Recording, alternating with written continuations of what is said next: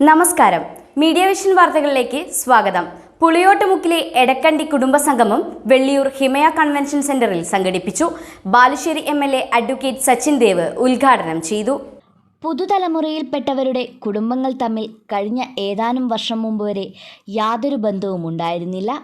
അണുകുടുംബമായതാണ് കാരണമായത്. അതുകൊണ്ടുതന്നെ മക്കളെപ്പോലും അച്ഛനമ്മമാർക്ക് ശ്രദ്ധിക്കാനും കഴിഞ്ഞിരുന്നില്ല. അതിൽ നിന്നെല്ലാം മാറി ബന്ധുക്കളെ തിരിച്ചറിയാനും ബന്ധങ്ങൾ ഊട്ടിയുറപ്പിക്കാനുമാണ് കോട്ടൂർ പുളിയോട്ടുമുക്കിലെ എടക്കണ്ടി കുടുംബത്തിലെ 5ഓളം തലമുറയിൽപ്പെട്ടവരുടെ സംഗമം വെള്ളിയൂർ ഹിമയ കൺവെൻഷൻ ഹാളിൽ സംഘടിപ്പിച്ചത്. രാഘവൻ പൊക്കിണ്ടാത്ത് ചടങ്ങിൽ അധ്യക്ഷത വഹിച്ചു. M. വിജയൻ മരണമടഞ്ഞവർക്ക് അനുശോചനമർപ്പിച്ചു. ജയാനന്ദൻ റിപ്പോർട്ട് അവതരിപ്പിച്ചു.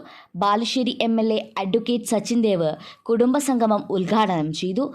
സിനിമാ നാടക നടൻ മുഹമ്മദ് പേരാമ്പ്രയെയും മുതിർന്ന ബന്ധുക്കളെയും വേദിയിൽ ആദരിച്ചു.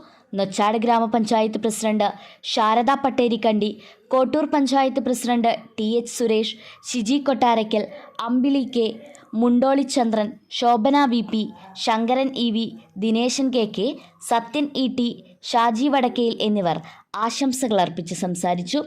കുടുംബചരിത്ര പുസ്തകം മാധ്യമപ്രവർത്തകൻ സയൻസൻ പുന്നശ്ശേരി പ്രകാശനം ചെയ്തു. EK കുഞ്ഞിരാമൻ ഏറ്റുവാങ്ങി. തുടർന്ന് വിവിധ കലാപരിപാടികൾ അവതരിപ്പിച്ചു. രാജൻ EK സ്വാഗതം പറഞ്ഞ ചടങ്ങിന് ബിന്ദു E നന്ദി പറഞ്ഞു. News bureau, media vision.